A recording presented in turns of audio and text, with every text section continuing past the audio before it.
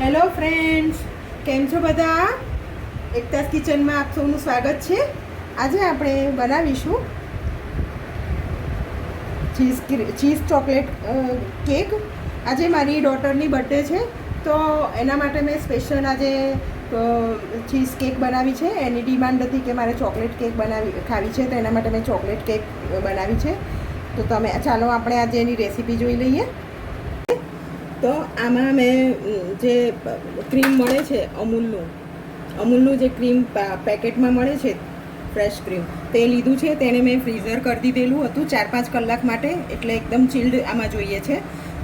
એને કાઢીને એને બીટરથી મેં પહેલાં બીટ કરી દીધું. પછી એમાં મેં ચીઝ ક્રીમ આવે છે, તે બી મેં હોમમેડ જ ઘરે જ બનાવેલું લીધેલું છે. હું એની રેસીપી શેર કરીશ. તો આમાં મેં ચીઝ ક્રીમ એડ કરીને આવી રીતે વ્હીપ કરી દીધું છે.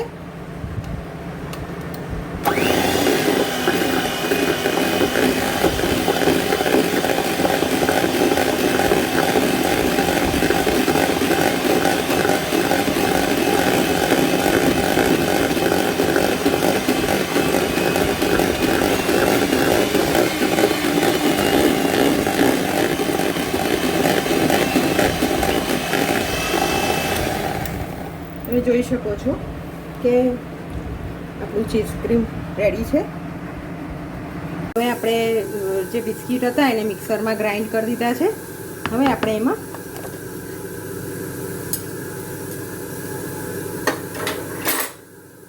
બટર જે છે તેને મેં મેલ્ટ કરી દીધું છે, તે નાખીશું અંદર.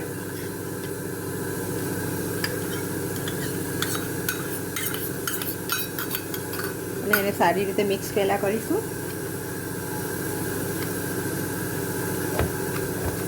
હા, તો તમે હવે જોઈ શકો છો અંદર બટર મિક્સ કરીને આપણે આવી કન્સિસ્ટન્સી થાય એટલે પછી એની અંદર છે ને આપણે જે બાઉલમાં આપણે ચીઝ કેક બનાવવાની છે એમાં આપણે એડ કરીને એને થોડું સેટ કરી દેવાનું છે, દબાવીને. લેયર એનું એકદમ પરફેક્ટ.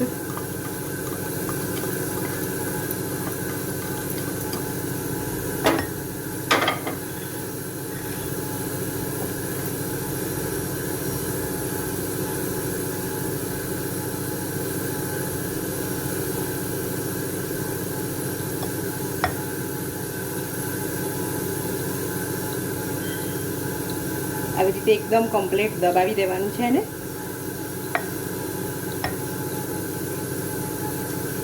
એક સરખું લેયર થઈ જાય એ રીતે.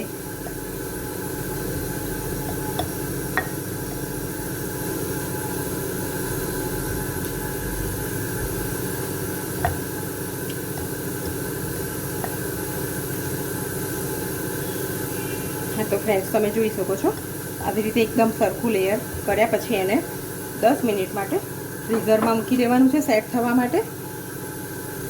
હા, તો હવે આપણે આ બિસ્કિટનું લેયર રેડી છે. ફ્રીઝરમાં મૂક્યા 10 મિનિટ થઈ ગઈ છે. હવે આપણે એને બહાર કાઢીને હવે આ વ્હીપ ક્રીમ અને ચીઝ ક્રીમ બંનેને મિક્સ કરીને મેં જે બીટ કરેલું તે જે બેટર છે આપણે ક્રીમ, તે હવે આપણે એની ઉપર લગાવી દઈશું. એક લેયર કરી દઈશું એનું.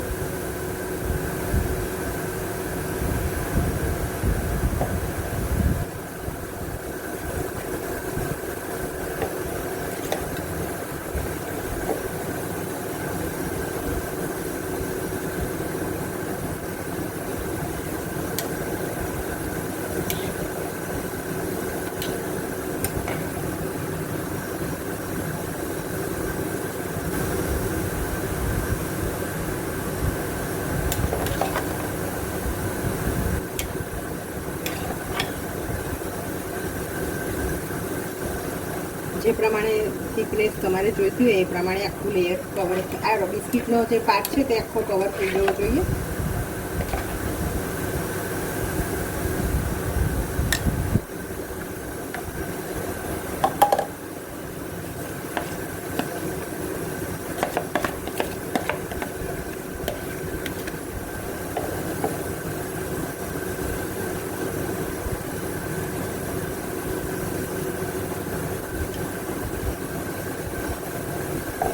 હવે આપણું વ્હીપ ક્રીમ અને ચીઝ ક્રીમ બંનેનું લેયર મિક્સ કરીને લેયર બનાવી દીધું છે, સેટ થઈ ગયું છે. હવે આપણે આને અડધો કલાક માટે પાછું ફ્રીઝરમાં મૂકી દેવાનું છે. હા, તો હવે આપણે આને 2 કલાક ફ્રીઝર કર્યા પછી હવે આને ઉપર ત્રીજું લેયર આપણે ચોકલેટ અને વ્હીપ ક્રીમ બેને મિક્સ કરીને એનું લેયર કરી દઈશું આપણે.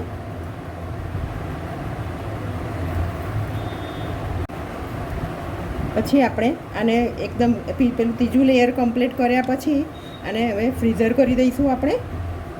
એટલીસ્ટ 1-2 કલાક માટે તો ફ્રીઝર કરવું જ પડશે, પછી તમે યુઝ કરી શકશો. તમે જોઈ શકો છો આપણું ત્રીજું લેયર બી કમ્પ્લીટ થઈ ગયું છે ચોકલેટનું.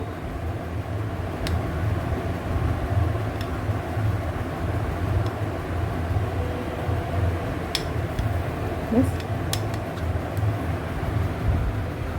હા, તો ફ્રેન્ડ્સ 2 કલાક ફ્રીઝર કર્યા પછી આપણી ચોકલેટ ચીઝ કેક તૈયાર છે. જો તમે જોઈ શકો છો 3 લેયર બહુ સરસ દેખાઈ રહેલા છે, એકદમ ડિલિશિયસ દેખાય છે. તમે ચોક્કસથી ઘરે ટ્રાય કરજો અને મને જણાવજો કે કેવી બની.